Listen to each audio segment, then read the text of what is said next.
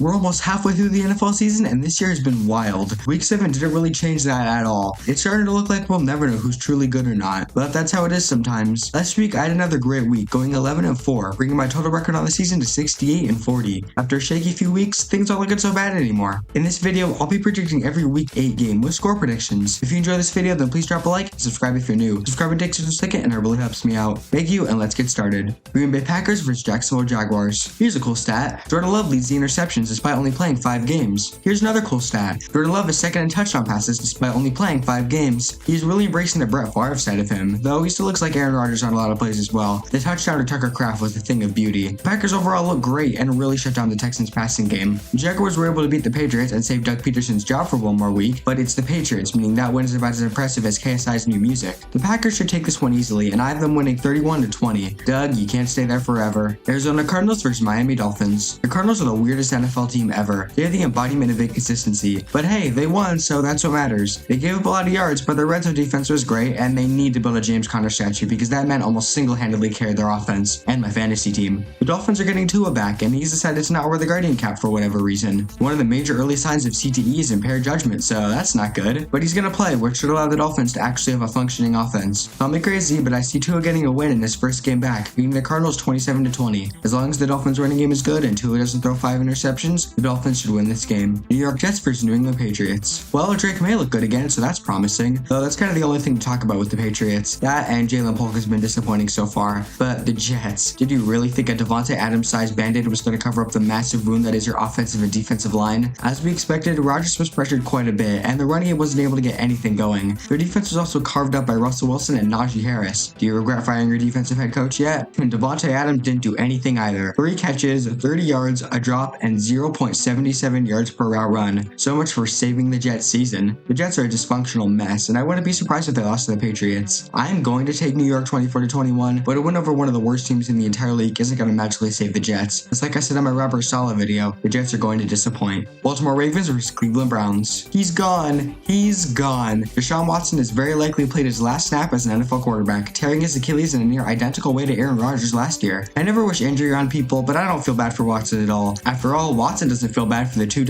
women he hurt. But you know what time it is? The man, the myth, the legend, famous Jameis is back and ready to sling the pigskin. Not only is he one of the most entertaining quarterbacks to watch, but he isn't a sex offender, meaning his teammates and fans will actually respect and care about him. At this point, the Browns aren't doing anything in January, but at least they can be a proper NFL team now. As for the Ravens, yeah, they're the best team in the entire league. Lamar's the current MVP, Derrick Henry's the current Offensive Player of the Year, and Rashad Bateman just decided to show up and ball out for whatever reason. And though the score didn't show it, they dominated the Bucs from the second quarter onward. This isn't a contest for me. I'm taking the Ravens 34-17, but at least the Browns don't have some hope. Philadelphia Eagles vs Cincinnati Bengals. Well, Saquon got his revenge. He got it big time. 176 rushing yards on 17 carries is nuts. AJ Brown is also really good, and Jalen didn't have a horrible game. The Bengals didn't have the best offensive showing, but that's not too surprising considering the defense they went against. But the Bengals didn't need to do anything offensively. They could just watch as their own defense shut down Deshaun Watson and DTR. This should be a pretty good game, but I'm taking Cincinnati 27-24. I don't see Joe Burrow being outplayed by Jalen Hurts, and when it comes down to it, the Bengals are going to make more plays than the Eagles. Indianapolis Colts vs Houston Texans. The Texans had their first true stinker this season, and Stroud only threw for 86 yards, but I wouldn't put this game entirely on him. He was pressured on over half his dropbacks, which obviously isn't going to help. At least Joe Mixon was good again. The Colts beat the Dolphins, no shocker there, and Air wasn't horrible, but wasn't great either. I'm taking the Texans to have a bounce back game, winning 24-20. The Colts defense isn't as good as the Packers, and maybe their offensive line can actually block someone this game, but it's hard to do worse than last week. Tennessee Titans vs Detroit Lions. No Aiden Hutchinson, no problem. It was close, but the Lions managed to take first place in the NFC North. They played great offensively, and it's starting to look like that side of the ball has no holes whatsoever. Their defense isn't as good, but they were able to get some splash plays in there. Brian Branch is on a fast track to top 3 safety conversations. The Titans weren't able to get anything going with Mason Rudolph, no surprise there, and now they don't have D-Hop anymore. This is an easy Lions win, 31-17. I don't see the Lions trailing for a second in this game. They should dominate all the way through. Atlanta Falcons vs Tampa Bay Buccaneers. The Bucs went from Super Bowl contenders to question marks in one day. I'm not just talking about the loss, I'm talking about the injuries to their 2 best wide receivers. Mike Evans isn't coming back until at least their bye week, and Chris Godwin is done for the season. Rolling out Jalen McMillan and Trey Palmer as your 1 and 2 is not good, and the Bucs defense isn't good either. They're a questionable team for sure. The Falcons did have a surprisingly bad loss, but I don't think it's something that will kill their season. They just ran into a hot Geno Smith, and when Geno is hot, he's hot. At least Bijan looked great. Last time these two played, Kirk threw for 500 yards in an overtime win, and while I don't think he'll repeat that, at do have the Falcons winning 27-21. Their secondary should be able to deal with Tampa's lackluster weaponry, and Bijan is going to kill them on the ground. New Orleans Saints vs Los Angeles Chargers. Remember when the Saints were 2-0?